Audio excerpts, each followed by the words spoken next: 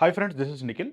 Today we will see at very important aspect called as EMF in electrical engineering. Generally, we come across this concept of EMF largely in the machines of electrical engineering. Which machines? Generally, wherever there is generation of electricity, then we talk about EMF, or simply we can call it induced EMF. Induced EMF means that EMF which is induced by some external activity, by some external agent, is induced EMF. If there is not induced EMF, what kind of EMF could be there?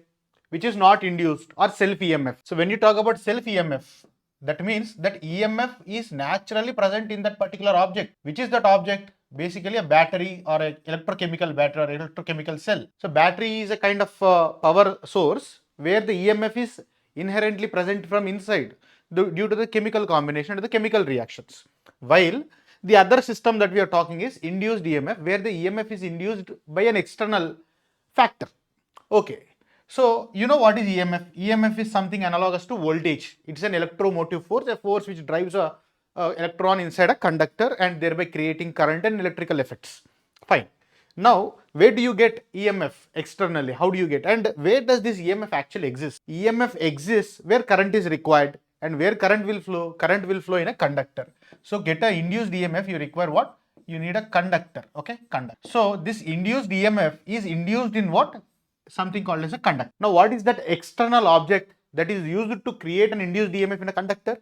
So, that external phenomena is the magnetic field. What is that? Magnetic field. So, just merely having an external magnetic field and conductor is enough to create an EMF, is my question. No. Along with these both, between these both components, we need what is called as a relative motion. What do you want? You want a relative motion.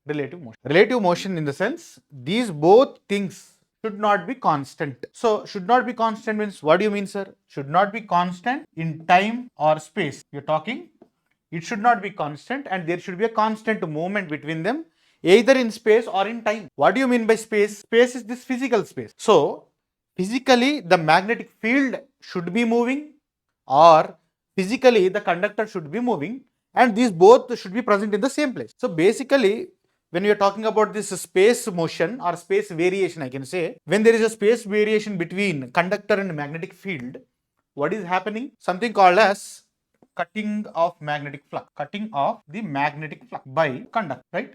So the conductor is cutting the magnetic flux. That is what is happening.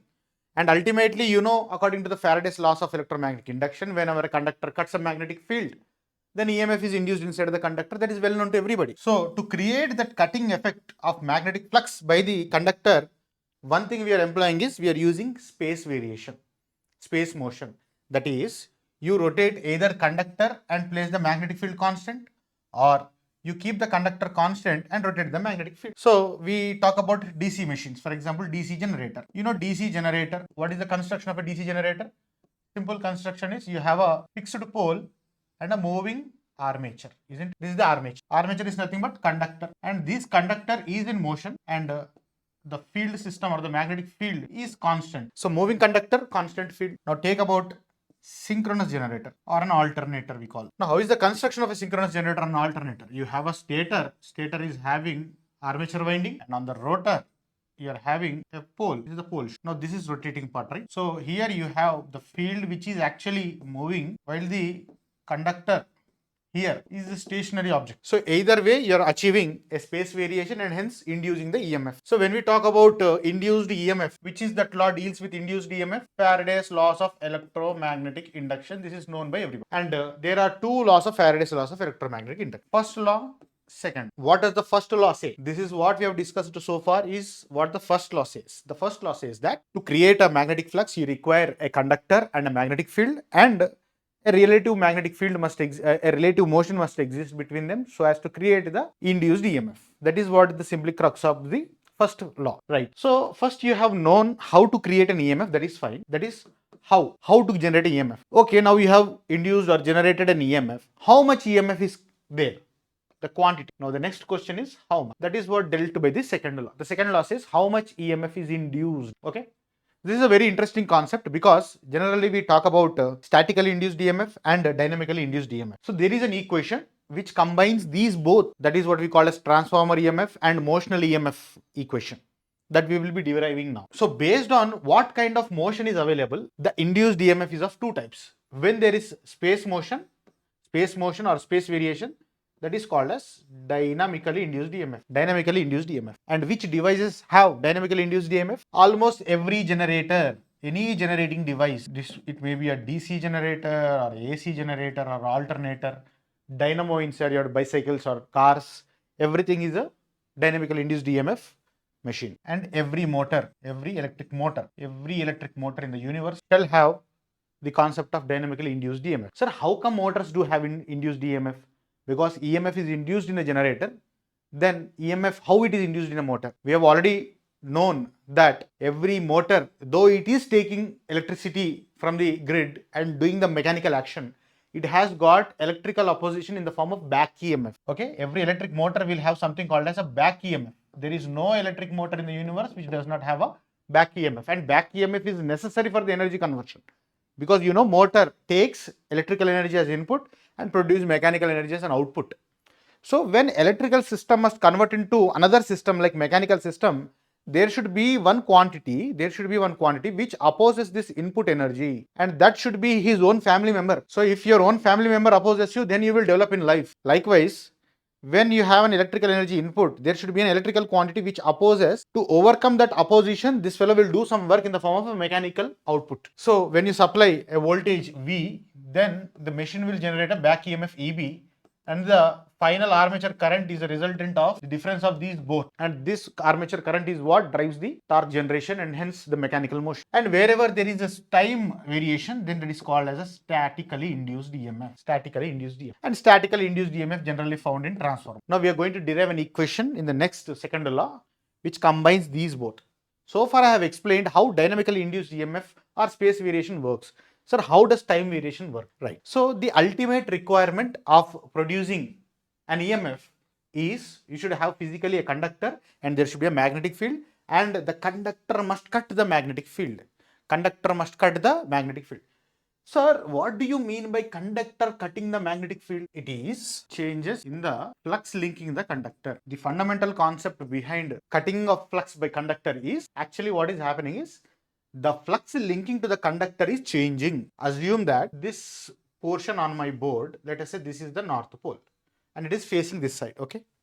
And magnetic flux moves outward from the north pole. So from the north pole, flux is moving outward, right? So in this region here, I am having a magnetic flux. Assume that this pen in my hand is a conductor. I am placing this conductor in the magnetic field. Okay. So according to our requirement, you require a magnetic field and a conductor should be there in the magnetic field, and I'm telling that this conductor must cut the magnetic flux or magnetic field, or in other words, I'm telling that the flux linking the conductor must change. Now when this is a conductor, flux is there, some amount of flux is actually touching this conductor, right? Some amount of flux is touching this conductor. Now when this flux touching to the conductor will change, it will change when I will move the conductor. Suppose I will take it up, I will take it nearby, I will take it down here like this. I am rotating. So when I am actually moving this conductor inside this magnetic flux, it appears physically as if I am cutting this magnetic flux. But actually what is happening? The flux linking to the conductor is changing, and flux linkages is the primary requirement. The changes in flux linkages is the primary requirement for induction of the EMF. So in one way, what we are doing, by physical motion, I am changing the flux linking to the conductor. Or in other words, let us say I am placing my conductor in a fixed position, but this pole itself is moving. Let us say I am moving this pole like this, sometimes close, this way. So in this manner also, the flux is getting cutted, isn't it? So in either way, due to space motion, we are able to create a flux linkages, changes in flux linkages, and hence induced EMF in the conductor. Suppose I will do one solution now. I don't want to move the conductor. I don't want to move the magnetic flux as well physically, because that is my requirement. I just don't want to move the conductor. I just don't want to move the magnetic flux. But still I want to get the induced EMF. Without moving out, without lifting bags, how do you get salary? So you have to do software work.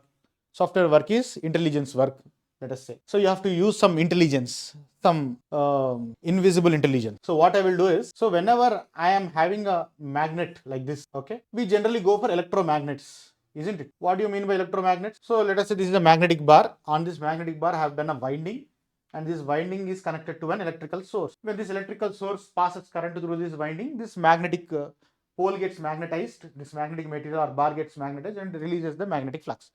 Of course, if it is a natural magnet, by doing electromagnetism like this, it gets further strengthened. The flux gets strengthened. Suppose I am using a normal DC source, then I will get a normal pole, which is a north pole, always north pole, which is a fixed magnet. Instead of DC source, let us say I am going for an AC source. What I am telling? I am going for an AC source. AC source means it is a changing current, alternating current. When the current in the field winding around this magnetic bar is changing, obviously the flux coming through this bar also changes, isn't it? If this is the changing current, then the flux produced from this current should also be a changing flux, isn't it? So when you are magnetizing this magnetic bar with a AC source, the flux you are getting is a function of time variant flux. So when I am placing a conductor in this kind of flux, which is a changing flux, without any physical motion also, automatically due to the nature of AC excitation, the magnitude of the flux linking to the conductor is changing. At zero crossing point, the flux linking is zero. At the maximum, the flux linking becomes maximum and again reduces and again changes the direction. In the negative direction, again becomes maximum and again zero and so on. So without actually physically moving the conductor also, you are getting cutting effect, which is nothing but the changes in the magnetic flux linking to the conductor. So this is called as what? Statically induced EMF without actual physical motion. So to get a statically induced EMF, okay, to get a statically induced EMF, what kind of source we have to use to create the magnetic flux? So to create a magnetic flux, you require an electric supply, because natural magnets are naturally very weak magnets, and to create magnetism for electrical machines, you always have to go for external magnetizing phenomena, that is electromagnetizing, by going for a field winding around that magnetic pole and exciting through some source. It could be AC or DC. For dynamically induced EMF,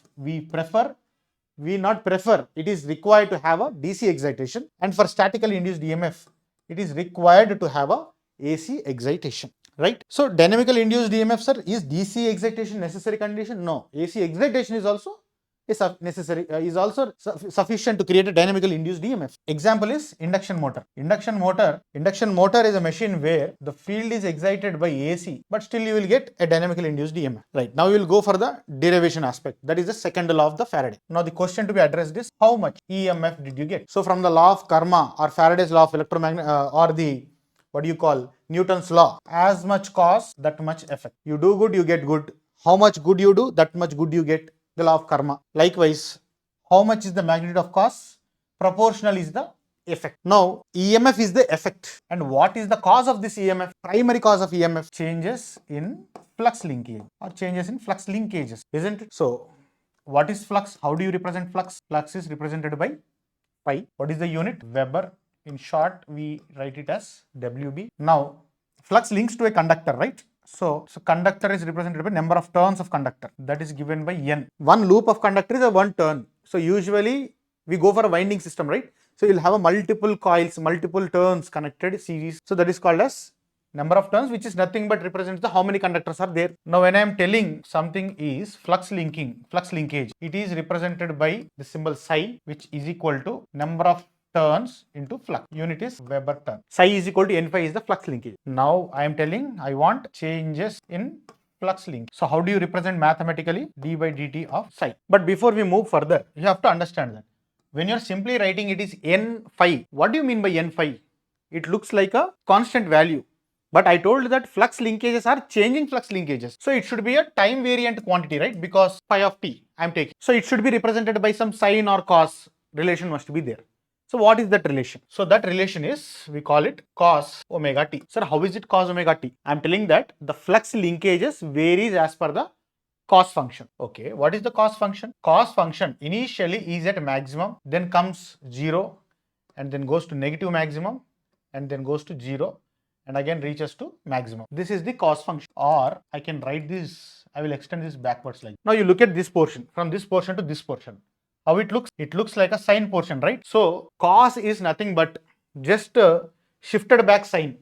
Suppose there is a sine wave. Ideally, sine wave according to our understanding should start from 0 and like this. No, I'm pulling it backside by 90 degrees. Then you are getting a cos wave. Now assume that our magnetic flux is produced by a AC source, which is a sinusoidal function. Let us say this is the excitation current and this represents the flux linkages. Now look at here. When the excitation current is 0 or flux is 0, I am telling that flux linkages are maximum, And when the excitation is maximum, then flux changes are 0. See, basically, I'm telling that I'm cutting the flux. If I'm cutting the flux means the flux linkages are changing. If flux linkages are changing, the flux value should reduce. So, see, as the flux value is reducing, the flux linkages are increasing. The changes in the flux linkages are increasing. And when the flux becomes maximum, then the flux linkage is getting minimum. So, this relation indicates a cutting action. This is nothing but a cutting action due to the cutting action. When the flux linkages are maximum, the cutting is minimum. And when the flux linkage is minimum, then the cutting is maximum. The cutting is minimum. Sorry. When the flux linkages are maximum, that means the cutting is minimum. That is, less flux is there. If the flux is maximum, that means the flux linkage or the cutting action is minimum. So I have represented this equation by n phi cos omega t. Now let's do the differentiation. So d by dt n phi cos omega t, where omega is the frequency of that AC supply if you are going for AC excitation. Now what are the variable quantities here? This phi is a variable quantity and cos omega t is also a function of time. Both are variable quantities. Now you are having d by dt of uv form. What is the formula? U dt of v plus v of d by dt of u. By going by this property, let us say this is induced EMF. And also for induced EMF, this sign should be negative according to Lenz's law. So induced EMF E is equal to, I am taking the first part. First part is d by dt. This n is a constant, n phi d by dt of cos omega t plus n cos omega t of d by dt of phi. So differentiation of cos is minus sign, okay, is minus sign. But you have to understand that this whole is under minus sign due to Lenz's law. So that becomes minus into minus plus. So you will get n phi omega into sin omega t. And what about this? This will become n cos omega t into d phi by dt. So finally we come out with this two-part equation. Now this two-part equation clearly shows that what is there here? N into phi. N into phi is the flux linkages. What is this omega? Omega is the angular speed, isn't it? Angular speed in radians per second. What does the angular speed means? It is meaning physical motion, space variation, physical motion. And this physical motion is nothing but representative of a dynamical induced EMF. So this part is the dynamical induced EMF part, and this part which consists of d phi by dt, which is d phi by dt means what? Changing flux, isn't it? If it is an AC quantity, then changing flux remains. If it is a DC quantity, that means if the excitation is from DC, then d phi by dt would be equal to 0 and the induced EMF would have been only this part of dynamical induced EMF. Otherwise, this is called as transformer EMF. This is called as transformer EMF, and this is motional EMF or dynamical induced EMF, or I can say motional EMF, dynamical induced EMF. You might have read the formula. Dynamical induced EMF is given by BLV sin theta. Do you remember? Where B is the magnetic flux density, L is the length of the conductor involved, V is the velocity of rotation of the conductor, and sin theta, theta is the flux cutting angle, and theta in degrees you can convert it into radians, where theta is equal to omega t. The same thing that we got. This omega t is nothing but the flux cutting angle, theta, and n is the number of conductors, or I can say the kind of length of conductors. And omega, this is the linear speed, this is the angular speed, this is the regular velocity, and flux, this is the indication of flux density. Both are the same. So depending on the machine, and these parameters will change. Suppose if the machine is having a DC excitation, then only this part of the induced EMF will remain. Suppose if that is a transformer, only this part of the EMF will remain. Why this part will not exist? Because this angular speed, this physical rotation is not there, no? Physical motion is 0, physical speed is 0. So definitely this part will become 0, while this part will only exist. Now when you come to induction motor, induction machines, these both can exist. Induction machine consists of both transformer EMF as well as dynamical induced EMF. How? At the time of starting of induction motor, what is the speed of the rotor? 0. So at the time of starting, this part will become 0 because speed is 0. Only this part will exist. At the time of starting, induction motor behaves like a short circuit transformer, isn't it? And it starts like a transformer, and once it starts picking up speed, the rotor will also induce currents, and the induced current will produce a rotor MMF or a rotor flux. And this rotor flux is a AC flux, and rotor will self-induce an EMF, which is this. And when the rotor starts rotating, it not only induces EMF from the changing, when the rotor starts rotating, it not only induces EMF from the changing stator flux, but also induces another dynamical induced EMF because it is actually rotating inside that stator flux. So it will have its own magnetic flux, again another dynamically induced EMF. So this is the concept of motional EMF and the transformer EMF equation derivation. Thank you.